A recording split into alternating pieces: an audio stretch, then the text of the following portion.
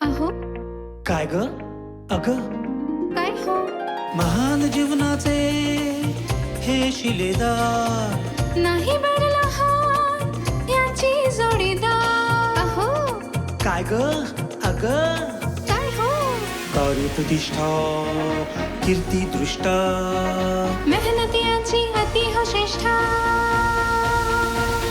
गाठी जन्माची ऋणानुबंधाची गृहस्थीची जोडी बघा हे खुलून दिसे जोडी बघा हे खुलून दिसे आमचे हे आमची आमचे हे आमचे हे आमची आमचे हे आमची नमस्कार. सह्याद्री वाहिनीच्या सर्व रसिकांचं मी स्मिता गवाणकर मनापासून स्वागत करते. असं म्हणतात की भुकेला धर्म नसतो, अन्नाला जात नसते, चवीला मात्र नातं असतं. चवीने नातं एकत्र जवळ येण्याचा प्रयत्न नेहमीच केला जातो. पण चव फक्त पदार्थात असते का हो? तसं नाही. चव मनात असते, चव प्रेमात असते, चव आठवणीत असते. आणि या चवीची अनुभूती घेण्यासाठी आपल्याला जीभ नावाचं एक सुंदर इंद्रिय दिलेलं आहे. पण या चवदार आठवणींचा साठा हृदयात जपून ठेवण्यासाठी हृदय मात्र प्रत्येक माणसाला हवं. त्याने पदार्थातली चव जपली, तिने त्याला चक्क हृदयातच जागा दिली. यांच्या लग्नाला आता 30 वर्ष पूर्ण झालेली आहेत. अशी ही सुंदर प्रेमाची आजची गोष्ट. या प्रेमाच्या गोष्टीतील आमचे हे आहे सुप्रसिद्ध शेफ विष्णू मनोहर आणि त्यांची ही म्हणजे आमची ही आहे सौ अपर्णा. विष्णू मनोहर त्यांचं आपण स्वागत करूया. विष्णूजी या.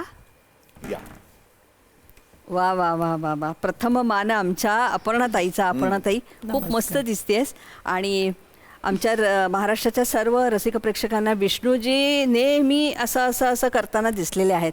पण त्या पाठीमागची ऊर्जा आमची अपर्णाताई आहे. तर तिच्या प्रेमाची गोष्ट म्हणजे तुमच्या दोघांची प्रेमाची गोष्ट ऐकण्यासाठी महाराष्ट्र उत्सुक आहे. आपण गप्पा मारूया. या अपर्णाताई.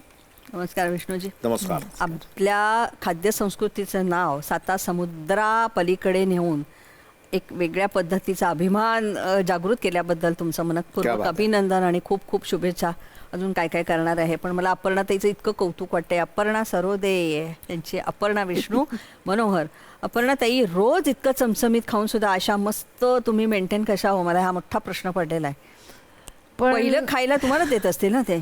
पण तो घरीच नसतो ना, महिन्यातले म्हणजे महिनाभर बाहेरच असतो तो. मला काय खाऊ घालणार आहे? त्याच्यामुळे मी अशी माझ्या आठवणीत झुरत आणि आठवणीत झुरत म्हणजे उत्तम पदार्थ खायला मिळाले तरी आपलं मेंटेन कधी येणार विष्णूजी ना.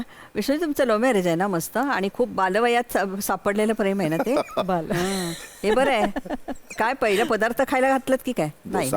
हा डोसा खायला घातलात आणि मुलगी पटोली म्हणजे हा म्हणजे प्रयत्न लागलाय खूप. हो 2-3-4 तो पहिला डोसा चांगला नव्हता झाला म्हणून ते थांब जरा व्यवस्थित बॅटर कर आणि तो बरोबर कर तर मग मी हो म्हणते. अपर्णा ती तुम्ही आधी नाही म्हटलं ना त्यांना? हो डोसा नव्हता झाला ठीक. खरंच? पण तुम्ही एकत्रच होतात ना म्हणजे तुम्ही खूप ग्रुपमध्ये आणि ना सोबत ग्रुप होता. आणि यांच्या घरी पण सगळे खाण्यापिण्याचे शौकीन. त्याच्यानंतर हिचे बाबा छान गझल म्हणजे जगजित सिंगच्या गझला वगैरे आणि आवड सेम. त्याच्यामुळे मी यांच्याकडे जायचो. आणि तिचा भाऊ माझा मित्र चुलत भाऊ. अच्छा अच्छा अच्छा. आणि मग म्हटलं यार बढिया आहे, चांगलं घर आहे म्हणजे खाण्यापिण्याचंही सगळं. हिची आई हौशी प्रत्येक वेळी गेले की काहीतरी इडली वगैरे किंवा तत्सम पदार्थ. हा ही लोक यवतमाळची म्हणजे त्याच्यामुळे तिकडले काही पारंपरिक पदार्थ ऐसे ये किया फिर. अपर्णाताई हो कधी हो का झालं मग? म्हणजे नाही खरं म्हणजे मला आत्ता हे कळलं की याला आधी माझे आई बाबा आवडले मग हा याला पहिला भाऊ आवडला. हा मग आई बाबा हे लक्षात ठेवा तुम्ही. हो मला हे आत्ता कळलं. मला वाटलं मी आवडल्यामुळे बाकीच्यांना हिडन अजेंडा कुठेच नसतो. 30 वर्षांनंतर अनेक रहस्य आज आपण उलगडवायचे. त्यामुळे अपर्णाताई आम्ही तुमच्या बाजूने आहोत, तुम्ही बोलाच फक्त. पण अपर्णाताई काय झालं मग? हो पर्यंत काय झालं? माणूस आवडला एकदम? नाही ते बालपणीचं प्रेम. मी याच्यापेक्षा आणखी लहान. मग आपल्याला आणखी म्हणजे खूप जास्त नाही, एखाद वर्ष. मग जेव्हा मला वाटलं लग्न करावं असं म्हटलं ठीक आहे याचा पहिला डोसा खराब झाला पण दुसरा चांगला होता, मग हा ठीक आहे. बरोबर. आणि अनोळखी माणसाला परत ओळख करण्यापेक्षा आहे तो माणूस आहे काय त्याला. आहे. हा, देअर यू आर. मग मला तेच वाटलं, म्हणजे दुसऱ्यांना जेव्हा ही स्वतः म्हणली नंतर. अपर्णा ती तुम्ही पण उत्तम बनवता जेवण? हे याला विचारायचं. विष्णूजी नाही, चांगलं बनवते. हा, चांगलं बनवते. पण विष्णूजी, हे आता आपण असं चेष्टेत बोलतोय आपण डोसा खराब झाला वगैरे, तुम्ही कुठे आधी, म्हणजे आता तुमचं इतकं मोठं नाव झालेलं आहे, पण अनेक उद्योग केलेले आहेत तुम्ही.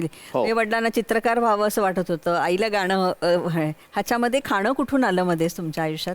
खाणं म्हणजे काय, बेसिकली मी शौकीन होतो खाण्याचा. अच्छा. हां. म्हणजे एवढा होतो की तेव्हा ॲक्च्युली म्हणजे मी 4वी-5वीत असताना तेव्हा रेस्टॉरंटमध्ये जाणं सुद्धा एक गुन्हेगारी असायची. तुमचा मुलगा दिसला बरं त्या रेस्टॉरंटमध्ये समोसे खात होता, असं असायचं. तर मला आवडायचा समोसा. एका विशिष्ट दुकानामध्ये, अमुक एका दुकानात गरम समोसा चविष्ट असला पाहिजे आणि तिथे काउंटरवर उभ्या तो घेतला पाहिजे, अशी जागा आम्ही वेरून ठेवली. आणि मग तो समोसा खाण्याचा एक म्हणजे इव्हेंट असायचा. आठवडाभर आधीपासून आईच्या मागे लागून 2-2-5 पैसे जमा करायचे. 20-25 पैसे समोसा होतात.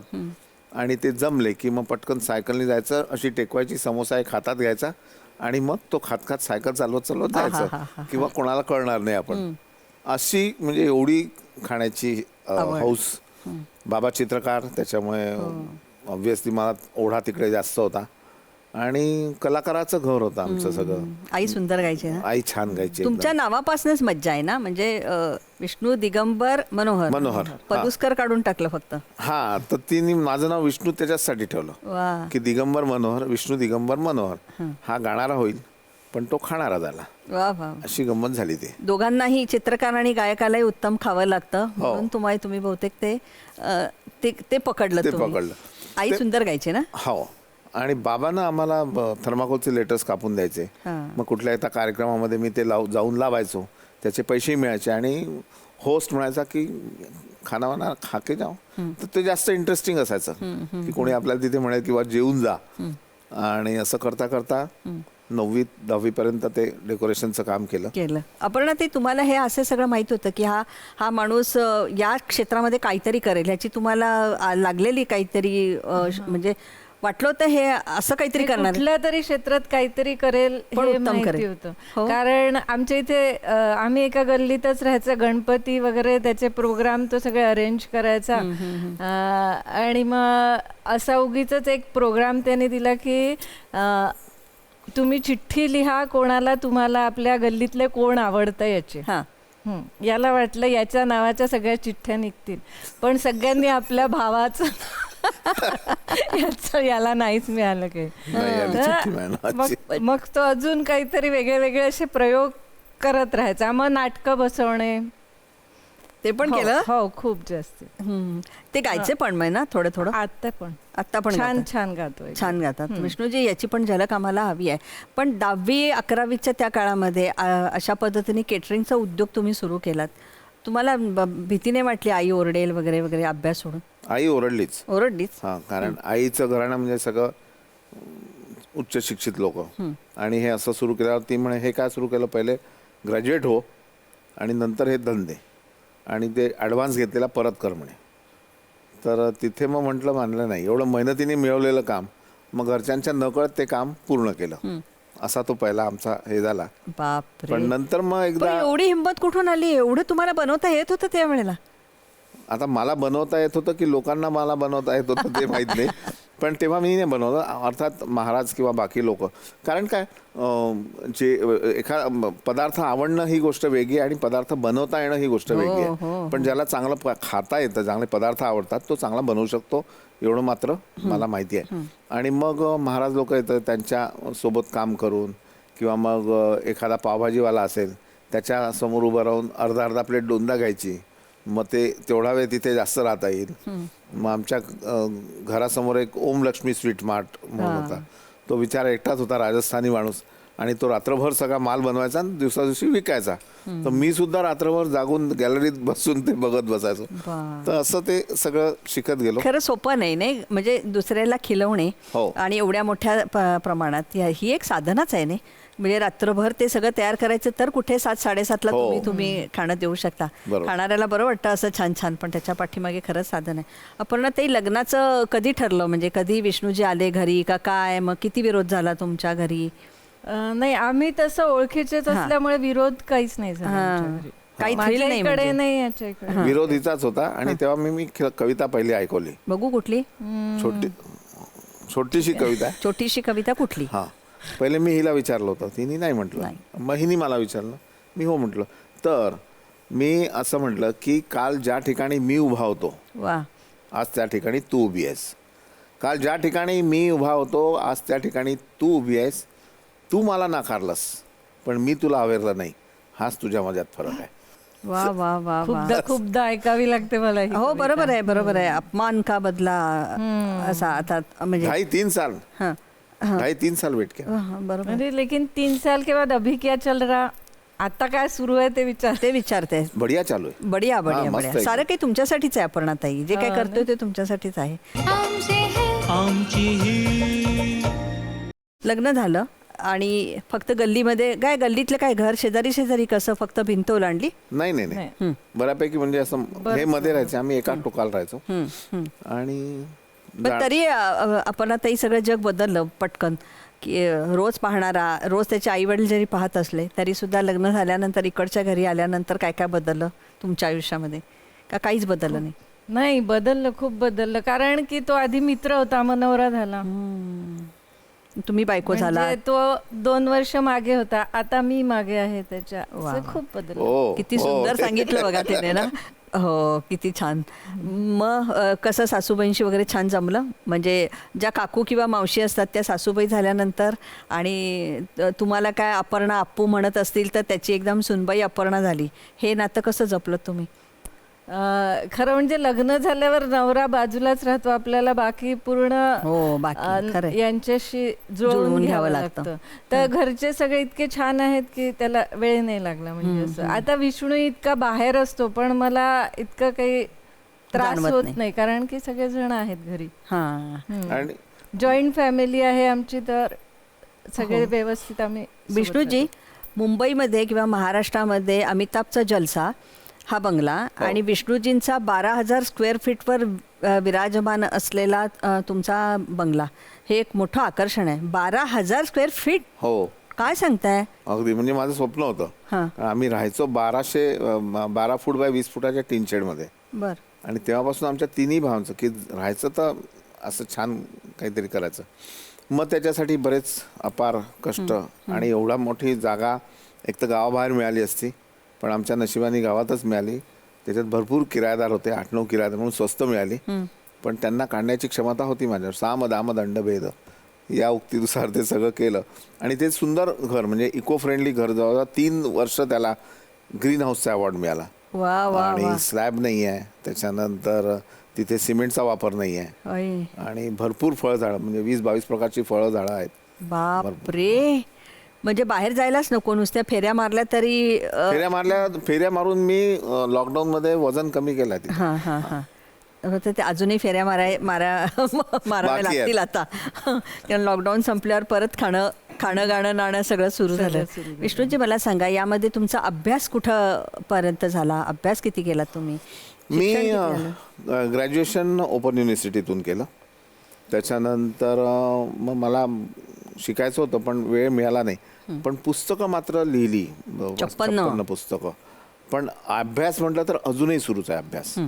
आणि मला एक सांगायला आवडेल की ज्या कारणासाठी आईने मला पहिलं काम घेऊ नाही दिलं किंवा माझा पेढा जो होता तो नाकारला, तर 50 वर्षानंतर MGM युनिव्हर्सिटी संभाजीनगर, तिथे डॉक्टर विलास सपकाळ हे आहेत, VC आहेत.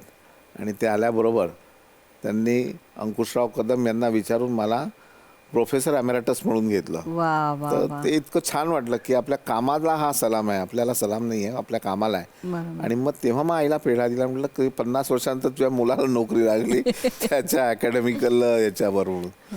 पण विष्णूजी मला असं विचारायचं की तुम्हाला जर इतकी आवड होती तर तुम्ही हे हॉटेल मॅनेजमेंट वगैरे त्याच वेळेला का नाही केलं? अरे नाही ना, गंमत कशी आहे की मला माहिती आमच्या परिवाराला गरज होती याची फायनान्शियल. बाबांनी नाव खूप कमवलं ॲज अन आर्टिस्ट, पण पैसे नाही. तर म्हटलं बाकी मग एकदा बिझनेस सुरू झाल्यानंतर बाकी आपल्या आवडी निवडी सगळ्याला तिलांजली द्यावी लागते. आणि मला तर बेसिकली ॲक्टिंग आवडायची, नाटकं आवडायची, ते करायचं होतं. पण त्याला सुद्धा मला सोडावं लागलं. मी तुमचा मधु कांबेकरजींबरोबर एक पिक्चर बघितलाय. अरे हे कुठे काय मध्येच एकदम होली बास्टर्ड 2000 साली केला होता मी. तो नंतर फार दिसला नाही. नाही, तो मग प्रोड्युसर आणि याचं डिरेक्टरचं काहीतरी वाजलं. पण मधुताई तेव्हा म्हणाल्या होत्या की जर हा चित्रपट आला असता पुढे तर तुझी लाईन बदलली असती, तुला अवॉर्डही मिळाला असता. त्याच्यात युनक केला होता मी इजडा, आणि हिंदी इंग्लिशमध्ये तो आम्ही हैदराबादला शूट केला होता. त्याच्यानंतर मग ते राहिलं. मग पण अपर्णाताई असं जर चित्रपटांमध्ये तो विष्णूजी गेले असते तर तुमचं मत बदललं असतं की बापरे ह्या लाईनला गेलेला नवरा आता हवा की नको? नाही चाललं, कारण ते काय काम करणं हे वेगळी गोष्ट आहे. माणूस तोच आहे ना, त्याला त्यांनी काही केलं तरी ठीक आहे. पण मी तरी ते काही चुकलं तर मी सांगते त्याला. म्हणजे हा, ती म्हणते स्टेजवर गात नको जाऊ. हां, नको घरी ठीक आहे. तिचे वडीलच खरं तर इतके सुंदर गाणार आहे, त्यामुळे तिला सूर म्हणजे काय माहितच असेल. ती पण छान तशी. हे बोललात ना, माणूस म्हणून छान आहे, त्याला 100 पैकी 100 मार्क आहेत. माणूस कुठेही गेला तरी तो तितकाच छान चांगला राहणार. पण मला वाटतं की बरं झालं तुम्ही नाही गेलात, कारण तुमच्यासारखा शेफ इतका आम्हाला चांगला मिळाला. पण हे सगळे पदार्थ आहेत ते तंतोतंत होणं, त्याची पारंपरिकता जपणं, यासाठी तुम्ही मग वेगळा अभ्यास केलात? करतोच, म्हणजे रोज अजूनही करतो. हा, म्हणजे एखादा पदार्थ होतं, चूक होते आपली, आपण वेगळ्या पद्धतीने सांगितल्या जातो आणि नंतर मग चूक झालेली ॲक्सेप्ट करायची, नवीन परत करायचं, किंवा त्या विषयात जो कोणी पारंगत असेल त्या भागातला. कारण पश्चिम महाराष्ट्रात ते काही पदार्थ जेवढी तू चांगली बनवू शकत असशील तर मी नाही बनवू शकणार.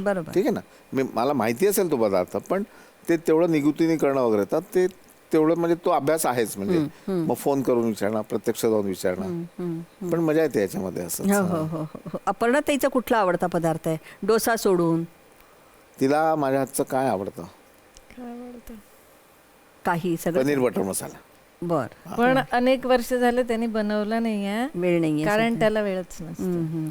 याचा निषेध सतत त्या करता आहेत. याच्याकडे तुम्ही जाणीवपूर्वक दुर्लक्ष करू नका विष्णूजी. तुम्ही विष्णू आहात. आमच्या लक्ष्मीचा एकदा रुद्रावतार सुरू झाला ना, तर मग बघा काय होईल ते तिला लवकरात. त्याला माहिती आहे आमचे 36 पैकी 18 गुण जुळतात, 18 जे जुळत नाही तेव्हा आमचे भांडण होतं. पत्रिका पण माहिती आहे तिला. अपर्णाताई, तुला तुमच्या हातचे कोणते पदार्थ विष्णूजींना आवडतात? खास घरी असतील तेव्हा? असं वेगळं नाही, त्याला सकाळी जिम मधून आला की खूप भूक लागलेली असते, तेव्हा गरम गरम त्याला छान खाऊ घातलं की काहीही. हा, काहीही. पण आम्ही सोबत जेवायला कधीच बसत नाही, कारण त्याला काहीतरी पाहिजे असतं. तो म्हणतो मला फक्त कांदा लिंबू एवढंच पाहिजे, ते पण तुम्ही नाही देऊ शकत. पण काय असतं हे मी सिक्रेट सांगतेय, कांदा लिंबू जर मी आधीच दिलं तर अजून तो तिसरी कुठली गोष्ट मागवतो जी मला अजून शोधावी लागेल. म्हणून मी हे तयार ठेवते, कांदा लिंबू, आणि मागितलं की. मला वाटतं ते जसं सगळ्यांना सर्व्हिस देतात तशी सर्व्हिस त्यांना पाहिजे. वा वा वा, किती छोटी आणि सोपी मागणी आहे विष्णूजी तुमची, आणि ती तुम्ही पूर्ण करता सतत सातत्याने. किती छान आहे ना. लग्न झाल्यानंतर विष्णूजी एक तुमच्या करिअरला एक अगदी फारच मोठा वेग आला आणि सुसाट गाडी धावत सुटली. पण तुमचे व्यवसाय म्हणजे खूप वेळा तुम्ही भोजनालय किंवा रेस्टॉरंट सुरू केलं, ते चाललीत व्यवस्थित त्याची? आता विष्णूजी की रसोई हे छान सुरू झालं, छान चाललं. त्याच्या आधी फेल्युअर 2-3 रेस्टॉरंट्स होती. पण ठीक आहे, ते फेल्युअर होती म्हणून ते रडत बसायचं नाही, नवीन पुढे काहीतरी पाहायचं आणि त्याच्यावर लक्ष केंद्रित करायचं. आणि माझा असा नेहमी हे आहे की एखादा बिझनेस तुम्ही उघडता, त्याच्यात फेल्युअर होतं, ते बंद कसं करू, लोक काय म्हणतील याच्याकडे लक्ष द्यायचं नाही. प्रॅक्टिकली काय असतं ते बघा. तुम्ही बिझनेसशी लग्न करत नाही, किती छान. हां, तर त्याच्यामुळे त्याला तिथेच जे लग्न केलं त्याला टिकवा, पण रडत खडत चाललेला बिझनेस टिकवू नका, असं माझं मनापासून मत आहे. बरोबर. मग अशी विष्णूजी तुम्ही म्हणालात की स्वयंपाक उत्तम करता येतो म्हणजे त्याचा बिझनेस करता येईल असं नाही. हे तुम्ही कसं सांभाळत की विष्णू जी की रसोई जे आज एवढं सगळीकडे पसरलेलं आहे, आपण केलेले पदार्थ आपल्या सगळ्या ग्राहकांना आवडले पाहिजेत, त्याचा व्यवसाय झाला पाहिजे, त्याच्यातून पैसे जनरेट झाले पाहिजे, हे काय गणित असतं सगळं? कसं आहे की आपल्याला जे काम करायला आवडतं, म्हणजे मी खरंच देवाचे आभार मानतो की मला जे काम आवडतं तोच माझा बिझनेस आहे आणि त्याच्यातूनच मला नाव आणि पैसा दोन्ही मिळाले. तर त्याच्यामुळे हे एक समीकरण आहे आणि आवडीचं काम जे असतं तुमच्या, तर ते तुम्ही छानच करता. आणि मी अजूनही झटत असतो की बाबा शेवटचा 11:30ला गिराईक जाईस्तोवर मी शक्यतो फ्लोअर म्हणजे तिथे उभा असतो, थांबतो तिथे. असं नाही की बाबा आता सांभाळून घेतील आणि जातील. तर त्याच्यामुळे सातत्य, मेहनत ही लागलेलीच असते. ते जर तुम्ही ठेवलं तर म्हणजे मला आश्चर्य वाटतं की लोक पैसे देऊन पहिले आतमध्ये येतात आणि आल्यानंतर मला भेटायला येतात की जेवण चांगलं झालं, ही पावती असते. आणि मग तेवढी जबाबदारी आपली वाढते. तिचा फक्त मान ठेवायला पाहिजे. हो हो हो हो. घरातल्या सुगरणीला पण ते असंच असतं की नाही, आपण एखादा पदार्थ छोटातला छोटा असतो आणि मग एखादी व्यक्तीचं हे कसं बनवलं, ह्याची रेसिपी काय, असं विचारलं की किती आनंद होतो ना आपल्याला, तसाच त्यांना होतो. विष्णू ही रसोई जेव्हा अमेरिकेत झाली ना पहिल्यांदा, तेव्हा तुम्हाला काय वाटलं ताई? खूप छान. म्हणजे त्याचं स्वप्नच होतं खूप, या विष्णूजी की रसोई सगळीकडे आपण काढायचं. आणि US मध्ये तर मग सगळ्यांनाच फार आनंद झाला. हो हो हो हो. तुम्हाला मुलगा झाला पहिला, आदिनाथ. त्याला वाढवण्यामध्ये विष्णूजी नेहमी म्हणतात की अपर्णाचा 100% वाटा आहे. आपलं सगळं जग बदललं, पण विष्णूजी वेळ देत नाहीत. हे कसं सांभाळत तुम्ही? ते नाही आहेत आणि आपण सांभाळायचंय का? पूर्ण घर तुमच्या पाठीशी होतं? हां, पूर्ण घर होतंच पाठीशी. आणि ठीक आहे, मुलाला वाढवणं फक्त दोघांनी मिळूनच करायला पाहिजे असं नाही आहे. म्हणजे मी घरी खरं म्हणजे पहिले काही वर्ष आईसोबतच मुलं बरोबर राहतात. होय होय. आणि थोडे मोठे झाले की मग त्यांना बाबा लागतात, मग तेव्हा होता विष्णू बरोबर. किती छान ना. म्हणजे हा संवाद किती छान आहे की आईच लागते आणि योग्य वेळेला त्याचा हात आपल्या बाबांच्या हातात देणं. विष्णूजी, तुम्ही उत्तम म्हणजे खवय्ये आहात, आम्हाला पण खूप खिलवलंय. पण अशा पद्धतीचे डोसा, खिचडी, नंतर अनेक पदार्थांचे जे विक्रम केलेत तुम्ही आणि छान गिनीज बुक ऑफ म्हणजे काय होतं मनात नक्की? काय ह्याची सुरुवात कशी झाली? ह्याची सुरुवात ही पुन्हा 2002ला 1ला झाली असेल. तेव्हा आम्ही ना एक फूड फेस्टिवल केला, पराठा फेस्टिवल. आणि त्या पराठा फेस्टिवलला लोक यावे म्हणून मग ॲडव्हर्टाईज करायची. तर ॲडव्हर्टाईजचे पैसे काही नव्हते आपल्याकडे. मग तेव्हा आमचा एक मित्र होता, मनीष अवस्थी. तो एका चॅनलचा प्रमुख होता. म्हटलं यार मनीष, इसको चमकाना पडता, कुछ न्यूज व्यूज बना. बोले ऐसे नहीं बनेगी. तर म्हटलं क्या करू? म्हणे एखादा छान काहीतरी मोठ्या ह्याच्यात रेकॉर्ड कर. तर म्हणे मी त्याची न्यूज बनवू शकतो. आणि म्हणून मग तो पहिला पराठा बनवला की याची न्यूज व्हावी आणि ते पाहून लोक येतील. गरज ही शोधाची जननी असते. आणि मी ती पहिला रेकॉर्ड, मग 9 फूट लांबीचा कबाब फेस्टिवलमध्ये, असं काही काही करत असताना आदिनाथ तोपर्यंत मोठा झाला. आणि क्रिकेट हे वेळ सगळ्या मुलांमध्ये असतं. तेंडुलकर, गावस्कर सगळे रेकॉर्ड्स बनवतात, मग आपले बाबा का नाही बनवत, असं त्यांनी एकदा आईला म्हटलं. तर हे म्हणे ती बनव ना एखादा रेकॉर्ड. म्हटलं हो यार, आपण केलंच नाही नंतर पुढे. म्हणून मग त्याच्यानंतर मी 17-16 साली पहिला म्हणजे बऱ्याच गॅप नंतर 56 तास नॉनस्टॉप कुकिंगचा वर्ल्ड केला. आणि तो होता बेंजामिन पेरी नावाचा एक गृहस्थ, 40 तासाचा होता. तो मी 56 तासावर हे केला. नंतर मग मोठी खिचडी, भरी 5,000 किलो खिचडी, कढईच बनवून घेतली. कढई बनवली. कोल्हापूरला आमचे एक मित्र आहे निलेश पै म्हणून, खूप मेहनतीने आणि यांनी ती कढई बनवली. मग कढई बनवल्यानंतर ती कढई पहिले जळगावसाठी बनवलं की जळगावचं जे वांग्याचं भरीत आहे ते जगात प्रसिद्ध व्हावं म्हणून ते भरीत बनवलं होते. आणि मग त्या कढईचं करायचं काय, मग खिचडीला राष्ट्रीय अन्न घोषित करा म्हणून मान्यता मिळावी म्हणून पहिली खिचडी त्याच्यात बनवली. मग दिल्लीला घेऊन गेलो कढई, जंतर मंतर मैदानावर खिचडी केली 6,000 किलो. मग त्या कढईची फिरती सुरू झाली. मग ऑर्गॅनिक व्हेजिटेबल्स त्याच्यात बनवले, भगर बनवली, उपासाची खिचडी बनवली. बापरे, असे सगळे प्रकार करत तुम्ही काय क्रेन लावून क्रेन हो हो काय सांगताय? म्हणजे आता दुसरी जी कढई आहे ती 15,000 लिटरची आहे. बापरे. हा, आणि त्याचा साईज आहे 15 foot by 15 foot, 6.5 foot height आहे त्याची. जवळपास 3,000 किलो त्याचं वजन होतं स्टँड सकट. आणि ती कढई घेऊन मी कुंभमेळ्याला गेलो, तिथे माणूस शिरायला जागा नव्हती, आणि तिथे 11,000 किलो हलवा बनवला. आणि माझं एवढे दिवसाचं जे काम आहे त्याचं फलित म्हणा किंवा त्याचा प्रसाद देवानी जो दिला, तो अयोध्येला जाऊन रामासाठी शिरा बनवला उद्घाटनाच्या वेळी त्या कढईत. वा वा वा. तर हे सबसे बडी बात आहे. आता ते बाहेर पण चालली आहे ना ती कढई? आता बाहेर चालली. हो, हा. मग कशी जाणार आहे ती आता? ती जहाजाने जाणार. वा. आमचे है आमची ही हे विक्रम करण्यासाठी त्याच्या पाठीमागे तो माणूस बिझी असणं आणि त्याची काय घालमेल, म्हणजे आता बरं वाटतंय, पण ते चवेला छान झालं पाहिजे, लोकांना आवडलं पाहिजे आणि त्याचा पूर्ण तो विक्रम झाला पाहिजे. तर तुमची काय अवस्था असायची आणि त्यांचं ते श्रम बघून तुम्हाला काय वाटायचं तेव्हा?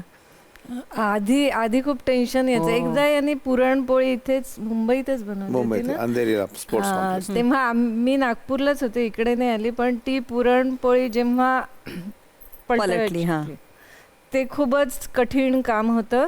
आणि आम्ही सतत फोनवर झालं का तेव्हा खूपच टेन्शन राहायचं की हे कसं करेल. आणि खूप लोक असतात आणि त्याच्यात टेन्शन त्यालाही खूप असतं. आणि पण ते झालं. मग तेव्हा कळलं की अन्नपूर्णेचा आशीर्वाद आहे, त्याच्यामुळे आपण काही टेन्शन नाही घेत. कारण ते कढईत किती मोठं बनवलं तरी टेस्ट खूप छान असते. हा, मग तेच म्हणते ना, हा, टेस्ट आवडली पाहिजे, नाही तर काय रबडा कोणी बनवू शकेल. आणि संपते ती पूर्ण. विष्णूजी, या क्षेत्रामध्ये पण खूप स्पर्धा निर्माण झालेली आहे. असे विक्रम करत असताना ना, हा विक्रम कसा मोडीत निघेल यासाठी खरं तर सगळे येऊन बघतात असं मला नेहमी वाटतं. पण कुठलाही विक्रम जेव्हा करतात कसं होतंय बघूया, किंवा हे होणार नाही असं जे असतं, ही निगेटिव्हिटी कशी बाजूला टाकायची असते? दुर्लक्ष करायचं पूर्णपणे. आपण त्यांच्यासाठी नाही करत ना, आपण आपल्यासाठी करतो ना तो. तर त्याच्यामुळे आपण आपल्यासाठी जे करतो त्याच्यात आनंद मानायचा. पण मला नेहमी दुःख याचं होतं की बाबा, आमच्या क्षेत्रातली लोक येऊन तिथे पाहायला पाहिजे की काय नवीन होत आहे या क्षेत्रात. तो अभाव आहे, कोणी येत नाही, बघत नाही. पण नाही म्हणाला विठ्ठल कामत, संजीव कपूर, ही मंडळी अशी आहेत की 2-4दा हो कौतुक करणारी येतात, ती बघतात. आणि संजीवजी म्हणतात की हमारे इंडस्ट्री का रॉकस्टार आहे तो. वा वा वा वा वा. सर, अनेक खवय्यांना तुम्ही खिलवलेलं आहे, त्यातली कोणी तुम्हाला काय काय कॉम्प्लिमेंट दिलेत? खूप लोक झाले. म्हणजे नितीनजी गडकरी आहेत, देवेंद्रजी फडणवीस आहेत, त्याच्यानंतर मंगेशकर कुटुंबीय आहेत, त्याच्यानंतर लालू प्रसाद यादव आहे, त्याच्यानंतर राहुल गांधी आहे. या सगळ्यांना त्यांच्या जॉनरचं केलेलं आहे. आणि ऑब्व्हियसली आवडलं असेलच सगळ्यांसमोर. त्यांनी म्हटलं, कसंही म्हटलं, म्हणजे आवडलं कसंही कशाला, मनापासूनच म्हणणार. जेवण किंवा खाणं ही अशी गोष्ट आहे ना विष्णूजी, ती चुकीची चांगली झाली असं म्हणवत नाही, कारण चेहरा सांगतो बरोबर, हे नाही बरोबर झालं, अगदी बरोबर, असं. हे दोनच प्रतिक्रिया असतात, त्यामुळे तुम्हाला तसं कोणी म्हणणार नाही. मुलाशी आणि तुमचा कसा संवाद होता? म्हणजे त्या म्हणणार की मीच वाढवलं आणि नंतर तुमच्यापर्यंत झालं. मुलांनी या क्षेत्रात यावं किंवा मुलांनी काहीतरी वेगळं व्हावं यासाठीचा तुमचा संवाद कसा होता त्याच्यावर? अरे, तो लहान असताना ना, मी घरातच म्हणजे सतत मुंबईत, तेव्हा स्टुडिओ सगळं मुंबईत, तेव्हा मेजवानी कार्यक्रम करायचो. तर खूप वेळ माझा मुंबईत जायचा. आणि त्याला विष्णूजी म्हणजे टी व्हीवर, आणि आपले बाबा आहेत. बाबा नाही विष्णूजीच म्हणायचा, विष्णूजी म्हणायचा तुम्हाला. आणि एकदा मी घरी आलो तर आईला सांगा, आई विष्णूजी आले आपल्याकडे. असं तो प्रकार होता. आणि कित्येक वर्ष तो मला विष्णूजीच म्हणत होता. आणि नंतर मग त्याला समजलं की असं. पण तो सुद्धा खवय्या होता पहिल्यापासून. पदार्थ तो घरी बनवायचा. आणि त्याचे छोले खूप अप्रतिम होतात. तेल न टाकता तो छोले बनवतो, खरंच सुंदर होता तो. आणि नंतर आता तो या क्षेत्रात येईल म्हणतोय, पण तो नॉट ॲज अ शेफ, तो म्हणतो मला मॅनेजमेंटमध्ये जास्त इंटरेस्ट आहे. या क्षेत्राशी निगडीत जे काही सगळं व्यवस्थापन हो. चालतं त्याचे धडे तो घेतोय. त्याने काय काय घेतलंय? आजोबांची चित्रकला घेतली आहे, गाणं घेतलंय, तुमच्यातलं खाणं घेतलंय? नाही, त्याने पैलवानी करत होतो, म्हणजे तो एकदम जिम मध्ये त्याला जास्त इंटरेस्ट आहे. आणि बाकी गाणं बिणं आवडतो त्याला, म्हणजे हा मोठे कन्सर्ट असते तिथे जातो मुद्दाम तो. आणि बाकी खाण्याचं तर आहेच, बरोबर. खायला वेगवेगळे पदार्थ. अपर्णाताई, एक क्षण असा होता की त्याच्या शाळेमध्ये विष्णूजी प्रमुख पाहुणे म्हणून गेले होते, तेव्हा आई म्हणून तुम्हाला काय वाटलं? नवरा आपला तिकडे गेला आणि त्या शाळेत आपला लेकरू शिकते. हो, तेव्हा छान वाटलं खूप. पण तेच ते आदिनाथला हे नको व्हायला की माझे बाबा तर इथे येऊन गेले आहे, म्हणजे गेस्ट म्हणून आले आहे, तर मी काहीही करू शकतो असं त्याला वाटायला नको, याचं मला जास्ती टेन्शन आलं. हो तर. आणि पॅरेंट्स मिटिंगला वगैरे याला मी कधीच नाही न्यायचे, मीच जायचे, कारण तो तसा बदमाश होता शाळेत. उन्हाळ उन्हाळ उन्हाळ. तर तेच असं वाटायला नको की आपले बाबा तर गेस्ट आलेले आहेत, आपण तर ते थोडंसं सांभाळावं लागतं. तुम्ही विष्णूजी गेलात आणि असं मस्त फरडं भाषण टाकलं, त्यावेळेला काय वाटलं तुम्हाला? छान वाटलं. म्हणजे आणि मला फक्त खंत हीच होते की आतापर्यंत या पोराच्या शाळेत आलो नाही कधीच मी, आणि आलो तर असा आलो. ती एक गंमत होती, पण मजा आली. तुम्ही काय पत्र वगैरे लिहिलं होतं असं मी ऐकलं, त्याला एक छान पत्र वगैरे लिहिलं होतं. हो, ते पत्र म्हणजे कसं, 10वी सांगूनच देतो किस्सा तो आहे. हा ना,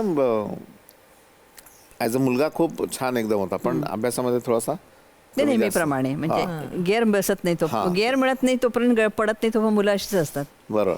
आणि त्याचं वजन 10वीत असताना 105 किलो होतं. तर एकदा यांचं काहीतरी संवाद आतमध्ये सुरू होता, मी बाहेरून आलो होतो गावाहून, आणि ही म्हणत होती की अरे आदिनाथ, कधीतरी मला प्राऊड फील होऊ दे तुझ्या शाळेत आलं असताना, नेहमी हे असे मार्क बघा, आता ही इकडल्या प्रिलियम्स आहेत त्याच्यामध्ये 20पैकी तुला 2-3 मार्क आहेत. आणि त्यांचं रडारड सुरू होती. म्हटलं यार, तेव्हा मला जाणीव झाली की यार आपलं पण काहीतरी कर्तव्य बनतं आता. म्हटलं पुढचे 2-3 महिने आपण कुठे जाऊ नये, याच्या मागे लागून जेवढं होईल तेवढे, आता शेवटचे ओव्हर्स आहेत त्याच्यामध्ये किती रन काढतात, काढूयात पाहू. आणि याला म्हटलं कसं समजवू आता ह्याला मी, की समोरासमोर बसून. हा खूप लाजायचा माझ्याशी बोलताना, तेव्हापर्यंतही लाजत होतं. तर मग मी पत्र लिहिलं त्याला की बा आमच्या वेळी काय परिस्थिती होती आणि आम्ही कसे शिकलो, आर्थिक परिस्थिती कशी नसताना सुद्धा आमची आई काबाड कष्ट करून कुठे कुठे न्यायची, आम्हाला क्लासेसला टाकायची. तुझ्या इथे सगळे अवेलेबल असताना तू असं हे करतो वगैरे, आई किती तुझी कष्ट घेते. आणि म्हटलं जे वजन, शारीरिक वजन कमवायला मला 45 वर्ष लागले, ते तू म्हटलं 15 वर्षातच कमवलं 105 किलो. अशा टाईपचं ते 2-3 पानाचं पत्र लिहिलं आणि त्याला दिलं. म्हटलं हे पत्र वाच. मग त्यांनी वाचलं. म्हटलं पत्र देऊन दे. नाही म्हणे, देत नाही. म्हटलं का बरं? मला पुन्हा वाचायचं आहे म्हणे. म्हटलं ठीक आहे. मग मला म्हणे ते पत्र आईला दाखवू नका म्हणे. म्हटलं बरं ठीक आहे, नाही दाखवत. आणि नंतर त्याचा परिणाम म्हणजे 10वीत त्याला 85%. काय सांगताय? हो. आणि वजन त्याचं एकदम 87 किलो असं झालं. हो. योग्य त्यावेळेला योग्य तो संवाद, मग तो बोलून असेल किंवा मौनातून असेल, किती फरक पडतो ना. खूप फरक पडतो. वा वा वा वा, काय आनंद झाला. मी म्हटलं आता काय तुम्ही सांगताय मला वेगळं, आणि एकदम पूर्ण बदललं सगळं. किती छान. 12वीत पण तेवढेच मिळाले. म्हणजे वा वा. अरे हा एक मार्ग आहे हे. आता म्हणजे आता मला कळलं की असं नाही तर असं. मला वाटतं बऱ्याच वेळेला हे कर ते कर असं बडबड बडबड करण्यापेक्षा ना अचूक भावना पोचवली ना तर छान असतं. तुम्हाला काय वाटलं ताई? तुम्ही वाचलं ते पत्र? नाही, मला अजूनही नाही दिलं. Secret mission. मला तर छानच वाटलं. इतके म्हणजे त्याला इतक्या वर्षात जेवढे पर्सेंट मिळाले नाही ते 10वीत मिळाले. मला खूपच आनंद. मुलं हे असतातच, गुणी असतात. मला वाटतं ते थोडंसं त्यांना आपण त्याला चावी दिली की छान. आता तुमच्या हाताशी आलेला आहे तो. विष्णूजी, सगळं जगभर तुमचं फिरणं आहे. म्हणजे तुम्ही मध्ये आपलं जे मोठं संमेलन झालं अमेरिकेमध्ये, तिथेही सगळ्यांना खाऊ घातलं. ही चव कशी कळते तुम्हाला, यांना हे आवडणार आहे, किंवा काय सिक्रेट असतं पदार्थांचं? पदार्थ सगळीकडे सारखेच मिळतात, मी पण बरोबर. पोहे करते, तुम्ही पण पोहे करतात, आवडतात तुमचे जास्त, हो. मग त्याचं ते सिक्रेट काय आहे? एक तर काय असतं, म्हणजे मी असं पाहिलं की आयतं जर मिळालं ना व्यवस्थित गरम. गरमागरम, तर ते आवडतं लोकांना. आणि इतके वर्ष म्हणजे कॅटरिंगचा व्यवसाय जवळपास 35 वर्ष करतोय, त्याच्यामुळे एका वेळी 1000 लोक येतात, तर त्यांना तो एक एक्सपिरियन्स सगळं काम करता काम आला करून. की कुठल्या जॉनरची मंडळी आहेत, त्यांना काय आवडेल अशा पद्धतीचा. आणि एक अशी चव की जी सगळ्या टाईपची मंडळी आहेत, तर त्यांना सगळ्यांना आवडेल अशी एक चव, तर ती ना अनुभवाने येते तुम्हाला. आणि तरी मी नेहमी म्हणतो की 100चे 100 लोक सॅटिस्फाईड नसतात, 90 लोक सॅटिस्फाईड असतात, 10% नसतात, पण त्याला तुम्ही काही करू शकत नाही. आणि 100% आपलं देण्याचा प्रयत्न करायचा. चूक असेल तर कबूल करायची. तुम्ही जर आर्ग्युमेंट केलं तर लोकांना ते अजून हे होतं. तर अशा पद्धतीने जात असतो. पण अजूनही शेवटपर्यंत टेन्शन असतं, आणि ते टेन्शन असावं असं माझं मत आहे. जर टेन्शन नसेल तर तुम्ही तेवढं ते काम छान कॅज्युअली असं होतं. मी नेहमी म्हणतो लोकांना की कॅटरिंगचा व्यवसाय होता तेव्हा म्हणायचो की तुम्ही कॅज्युअली घेऊ नका, की तुम्हाला जरी रोजचं जेवण ते असेल, रोज तुम्ही 1000 लोक जेवू घालत असाल, तरी ज्याच्या इथलं लग्न आहे त्याला तो दिवस जो आहे तो जन्मात एकदा त्याचं लग्न होतं. हां, तर तो त्याच्या दिवसाचा महत्व, तुम्ही तेवढंच नव्याने करा काम, ते तेवढ्याच उत्साहात करा. पण कामामध्ये मात्र नव्याचं हे नको, ते किती छान अनुभव असावा तुमचा.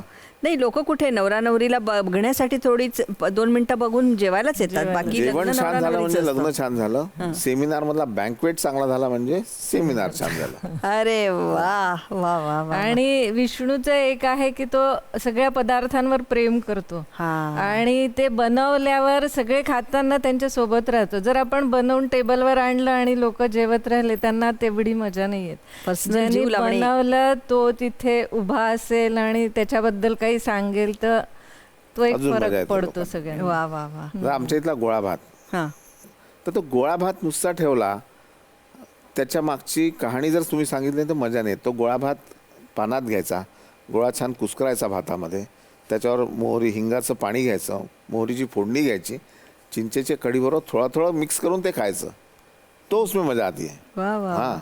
आणि हे वर्णन हा सांगत असतो सगळ्यांना. ते रसोईत पण लोक येतात जेवायला, तेव्हा सगळ्यांना असं बोलत असतो. त्याच्यामुळे सगळ्यांना वाटतं आपण घरीच जेवायला आलोय यांच्या.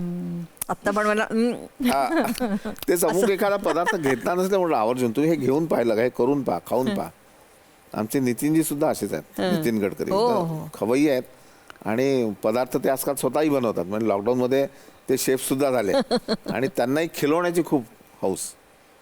इव्हन देवेंजी सुद्धा नागपूरकर खिलाडूच एकूणच खायला घालण्यामध्ये आणि देण्यामध्ये सुद्धा, असे एकंदरीतच आहे. बऱ्याच वेळेला ना विष्णूजी आणि आपण ती दोघांना विचारते की हॉटेलमध्ये खायला गेलं की म्हणतो आपण घरच्यासारखं पाहिजे, आणि घरी म्हणतो हॉटेलसारखी पावभाजी बनत नाही. अगदी बरोबर की नाही? काय काय ह्याचा समन्वय कसा करायचा असतो, आणि पावभाजी घरी का बनत नाही असाही मला प्रश्न आहे. म्हणजे जेव्हा तुम्ही येणार असं ठरलं ना, त्यावेळेला जवळ 99% महिलांनी असं विचारलं, पावभाजी घरी नक्की तशीच का होत नाही, त्याचं काय, तो काय पदार्थ असतो? त्यांना मी असं म्हणेन की माझं चॅनल आहे, त्याच्यावर परफेक्ट पावभाजी कशी करायची. हो, पण मी जी पावभाजी शिकलो ती अर्थात मुंबईला चौपाटीवर जाऊन सुद्धा पाहिली, आणि आमच्या नागपूरला सुद्धा जी पावभाजी होती ती, तर ना कित्येक लोक त्याच्यामध्ये कांद्या बिंद्याची फोडणी, तशी नाही आहे ती फोडणी. आणि त्याच्यात सगळ्या भाज्यांचा समावेश असावा. आणि आमच्या इथला एका तो त्याचा भवर सिंग म्हणून होता, तर ग्रीन पीस तो म्हणायचा की मी शिजवलेले घेतो, फ्रेश नाही घेत, कारण म्हणे ते शिजवलेले क्रश करताना बाकीच्या भाज्या ज्या क्रश होतात त्याच्यामुळे त्याच्यात चव निर्माण होते. जीव ओतला पाहिजे नाही का? अपर्णाताई, विष्णूजींना काय, त्यांची काय दिनचर्या असते आता तुम्ही सांगा. जेव्हा जेव्हा घरी असतात तेव्हा काय त्यांना काय आवडतं? तुम्ही नॉन व्हेजिटेरियन नाही आहात का? मी पूर्णपणे शाकाहारी. पूर्ण शाकाहारी पदार्थ पण तुम्ही शाकाहारीच बनवता? नाही, बनवताना मी नॉनव्हेज सुद्धा बनवतो, आणि खात नाही मात्र. खात अजिबातच नाही, तुम्ही कोणीच खात नाही. बर, मग त्यांच्या आवडीचे काय पदार्थ आहेत? घरी आल्यानंतर हे पदार्थ लागतातच. घरी आल्यावर त्याला साधंच लागतं, एकदम साधं, एकदम साधं. आणि तसं तो घरी जास्ती नसतो, आणि घरी अजून त्याला आवडतं 4 लोकांना घरी बोलवायचं आणि काहीतरी पार्ट्या करायची, हे सभा पाहिजे, सभा. मग त्याच्यात आम्हाला उन्हाळ्यात आंबा महोत्सव करायचा, थंडीमध्ये ब्रेकफास्ट फेस्टिवल करायचं, हे करायचं. तो म्हणजे 5 वाजता करतो सकाळी, पहाटे हो? 5ला सुरू. हा, पहाटे 5ला सुरू करायचा. 2-4 ठिकाणी निरोप पाठवायचे की असं करतोय, तुम्हाला काय पदार्थ घेऊन यायचा या, ते घेऊन या. 25-30 लोक सकाळी जमा होतात आणि तो फेस्टिवल करतो आम्ही थंडीमध्ये. किती छान ना, सगळं खाण्याशी निगडीत आयुष्य आहे, किती मस्त चविष्ट, सगळ्या चवींनी युक्त असं विष्णूजींचं आमचं आयुष्य. विष्णूजी, तुम्ही गायक पण आहात आणि तुम्ही उत्तम कविता पण करतात. हे कवित्व कुठून आलं तुम्हाला? कवित्व मला असं वाटतं की टेलिव्हिजनवर कार्यक्रम करत असल्यामुळे त्याच्यात काहीतरी नवीनता असावी, मग त्या प्रयत्नातून आलं. आणि आईचा हे असेल तो वारसा. आणि आई आमची छान गायची आणि कविता पण करायची, गाणी लिहायची. आणि आमचं ना बालपण यार खूप मस्त, म्हणजे जुनं घर होतं आमचं किरायचं, रेंटवर, आणि त्याला जुन्या पद्धतीची दारं होती. पूर्व दिशेला त्याचं तोंड होतं आणि ती तावदानं सगळी लाल, पिवळी, हिरवी अशी रंगीत तावदानं. आणि सकाळी आम्ही 4 भावंड आईच्या मांडीवर डोकं ठेवून झोपलेलो. आई तानपुरा वाजवत एखादा राग आळवत असायची आणि ते सूर्याची किरणं ती रंगीत आमच्या चेहऱ्यावर पडलेली असायची. अशी आमची सकाळ व्हायची. हां, मग त्याच्यामुळे ते कुठेतरी स्वर कानी गेले. त्याच्यानंतर आदरणीय सुरेश भट आमच्या बाबांचे चांगले मित्र, आणि ते बाबांकडे येऊन छान कविता म्हणत. मला कळायचंच नाही की ही दोघंही जण 3-3 तास एकमेकांशी न बोलता काय करतात. तर एखाद्या चित्रकाराला त्याचं पेंटिंग तयार करत असताना कोणीतरी बघताय ही जाणीव, आणि एखाद्या कवीला त्याची कविता कोणीतरी ऐकताय ही जाणीव एवढी पुरेशी असते. आणि तशात ते 2-2 तास घालवायचे आणि आम्ही ऐकत बसायचो असं दुरून. त्याच्यातून आले तुम्ही? काय त्याच्यातून आले तुमच्या कविता? ऐकवा ना एखादी कविता छान. मी आता ती ह्याच्यावर केलेली कविता आहे, नटसम्राटाच्या धर्तीवर. हो, चालेल, ऐकवा ना. ती जेवणाचीच आहे, बऱ्याच लोकांना माहिती आहे, पण ती ऐकावीशी वाटते लोकांना. की नटसम्राट जेव्हा त्याच्या घरची मंडळी त्याच्यावर अत्याचार करतात तर ते स्वगत तो करतो की to be or not to be, that is the question. त्याच्यावरच ही कविता आहे. की एक कल्पना करा की बाबा मी एवढा फूडी, माझ्या समोर पनीर बटर मसाला, दाल फ्राय, जिरा राईस, छोले भटोरे, रसमलाई, गुलाबजाम, रसगुल्ले, हे सगळं भरलेलं. आणि आपण म्हणते की त्याच्याकडे पाहायचं नाही, तुला ही सोजी खायची आहे फक्त. तर कसं म्हणलं, माझं मन कसं म्हणेल? तर अगदी मनातून निघालेले हे स्वागत आहे की छान डायनिंग टेबल पसरलेलं आहे, सगळे पदार्थ त्याच्यात ठेवलेले आहे, आणि माझं मन म्हणतं विष्णू तू पी किंवा खा, एकच सवाल आहे. डायटिंग. बघावं की खावं एकच सवाल आहे. डायटिंग. या किचनमधल्या विस्तीर्ण डायनिंग टेबलवर पसरलेल्या वेगवेगळ्या चवदार चटकदार पदार्थांकडे नुसतंच बघावं की पाडून टाकावा फडशाच्या सगळ्या पदार्थांचा आणि करावा सर्वांचा शेवट, लाडवाचा, गुलाबजामचा, जिलबीचा, मालपुयाचा आणि शेवटी या डायटिंगचा सुद्धा. अगं लवलवत्या जिभेच्या टोकानं त्या पुरणपोळीला असा डंक मारावा की नंतर येणाऱ्या निद्रेला नसावा जागृतीचा किनारा कधीही. पण अशानं माझं वजन पुन्हा वाढू लागलं तर इथंच तर मेख आहे. अहो, डायटिंगच्या नावाखाली आम्ही ओलं सुकं घेत बसतो, सहन करतो आमच्याच चटोरेपणावर होणारे परिणाम, भरत बसतो डायटिशियनची भरमसाठ बिल, आणि अखेर आमच्याच घरात चोरासारखे डबे हुडकत बसतो वेगवेगळ्या फराळाच्या पदार्थांचे. अन्नपूर्णे तू इतकी कठोर का झाली? अगं, एका बाजूला जिला आम्ही वेगवेगळ्या पदार्थांच्या चवी खाऊ घातल्या, ती आम्हाला डिवसते आमची बायको, हे खाऊ नका, ते खाऊ नका, असं करा, तसं करा. आणि दुसऱ्या बाजूला तू सुद्धा आमची पोटं वाढवते. मग या विस्कटलेल्या देहाचे गोळे घेऊन या ढेरपोट्यांनी कोणत्या हलवायच्या घरावर तुळशीपत्र ठेवायचं ग? कोणत्या हलवायच्या घरावर तुळशीपत्र ठेवायचं?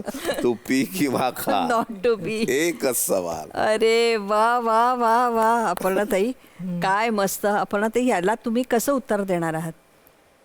तुम्ही गाणं छान म्हणू शकता पण नाही नाही नाही नाही एवढे वडिलांच्या गाणं हात छान म्हणतो. हो आणि तुम्ही म्हणायचं नाही म्हणून सांगतात परत. अपर्णा त्यांसाठी एखादं गाणं म्हणा ना छान.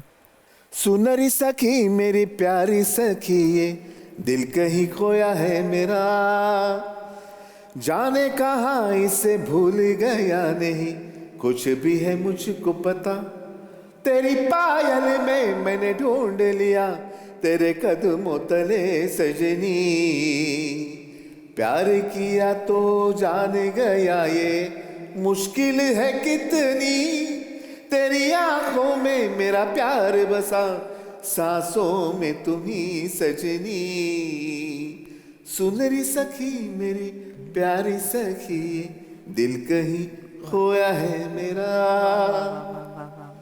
का हो त्यांना गायला तुम्ही नको म्हणून सांगता? किती सुंदर. आणि त्यातला दर्द, त्यातलं म्हणणं काय आहे तेही तुम्ही सांगितलं.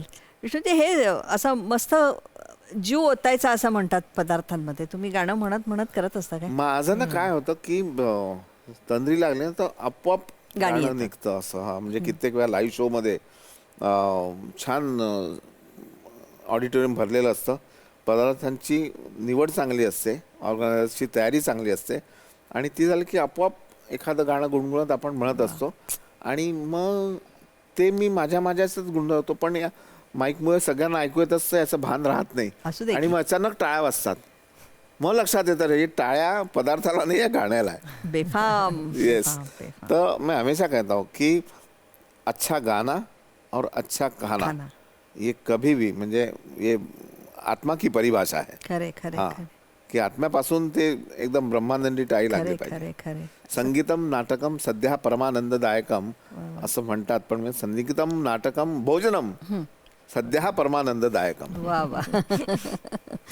विष्णूजी हे सगळं करत असताना दणकून फसलेला पदार्थ असेलच की? म्हणजे मला असं म्हणायचं की अपयश येतच की कधी कधी? मग भरपूर वेळा येतं. भरपूर हो अगदी. पहिले 3 रेस्टॉरंट फेल्युअर गेले, ते झालं. त्याच्यानंतर पहिले खूप व्हायचं की एखादं काम मिळतं असं होऊन मग मिळायचं नाही, मग आम्ही हिरमुसले व्हायचो तिघही भाऊ. मग आमची मोठी बहिणी तेव्हा आम्हाला समजवायची की असं नाही आहे का, हे तुमच्या ह्याच्यात नसेल, दुसरीकडे असेल. अशा सगळ्या गमती जमती असतात. कधी कधी आता युट्यूबवर रेसिपीज बनवताना मनासारखी रेसिपी होत नाही, मग ते अपयशच आहे ना तसं म्हटलं तर. विष्णूजी मला कौतुक यासाठी आहे तुमचं की चवीने नाती जवळ येतात असं म्हणतात, आणि तुमच्याकडे असं आहे की तुमचे भाऊ, तुमच्या दोन्ही वहिन्या ह्या सुद्धा एकत्र आहे. बऱ्याच वेळा असं काय होतं, जगामध्ये आपण जगन मित्र असतो आणि घरामध्ये मात्र भावाशी बोलायचं नाही, मग घरामध्ये कलह असतात, असं मात्र काही नाही आहे. दोन्ही भाऊ हे कसं जपलंय सगळं तुम्ही? हे सगळ्यांमुळे होतं खरं म्हटलं तर. त्याचं श्रेय ह्या सगळ्या खरं घरच्या बायकांना लक्ष्मीना दिलं पाहिजे. गोष्ट आहे. तिघी एवढ्या छान अशा हे असतात आणि त्या म्हणजे आमचं कधी कधी होत असेल तर त्या म्हणतात की हे बरोबर नाही, तुम्ही असं नाही, तुम्ही म्हणजे नवऱ्याचीच बाजू घेणं असं नसतं, ज्याची बाजू असेल. हो. आणि या तिघी जणी आमच्या घराचं बेरिंग आहे असं मी म्हणेन. आणि पहिले आमच्या घरात 16-17 लोक एकत्र राहायचे, कालांतराने कमी झाले, पोरं तिकडे गेले, पोरी तिकडे गेल्या, बाबा गेले, पण तरी आमच्याकडे स्वयंपाक जो आहे 10-12 लोकांचा अजूनही होतो. मग आमचे जुने ड्रायव्हर्स आहेत, काकाजी चौकीदार आहेत, सगळे जेवून जातात. बढिया. बाप रे, 17-18 म्हणजे मेजवानी आहे. एक पाहुणा अचानक आला तर आम्ही असे भांबावून जातो, बाबा काय करायचं. बरोबर. तुमच्याकडे चालू असतं रोज? आमचं टेबल जे आहे ते 15-16 लोकांचं टेबल आहे. ऍट ए टाइम 16 लोक बसू शकतात. बापरे, एकदा कॅमेरा फिरलाच पाहिजे तुमच्या घरात. 100%. हो ना. आपण आता विष्णूजींनी काय काय करावं आणि काय काय करू नये असं वाटतंय तुम्हाला? पहिलं आता वजन उतरवायला पाहिजे त्यांनी. ते एक आहे, मी त्याच्यासाठी म्हणत असते वजन उतरवायला. आणि बाकी काय करायचं हे त्याच्याच इतक्या कल्पना मोठ्या असतात की आपण विचारच नाही करू शकत. आपण फक्त बघायचं की आता काय करणार आहे, आता काय पुढे. चला, असेही 12 तुमचे आता रेकॉर्ड झालेले आहेत आणि आता अजून नवीन सातत्याने काही करा. स्वतःची काळजी घ्या विष्णूजी, कारण आम्हाला आमचा स्वार्थ आहे त्याच्यामध्ये. म्हणजे तुम्ही उत्तम स्वतःची काळजी घेतली, आम्हाला अजून काय काय नवीन पाहणार आहे. अपर्णा ताईसारखी इतकी सुंदर सखी जिने तुम्हाला 30 वर्ष सातत्याने साथ दिली आहे, इथून पुढे ती देईलच. तिचंही मन जपा, तिच्या आरोग्याची काळजी घ्या आणि संपूर्ण जगामध्ये असा आमचा विष्णू मनोहर, विष्णू रूप असं ते गरगर गरगर क्या फिरू बात दे आहे. आणि ते सुदर्शन चक्र असं फिरू देत, यासाठी मनपूर्वक शुभेच्छा देते. खूप खूप आभार. तुमचे आभार दूरदर्शनचे, की सातत्याने पहिल्यापासून दूरदर्शन आपण लहानपणीपासून बघत आलो आणि हा कार्यक्रम खूप सुंदर आहे आणि त्यानिमित्ताने आम्हाला सुद्धा इतर लोकांचं स्त्री कशी, सौ कसा ते पाहायला मिळतं. थँक्यू.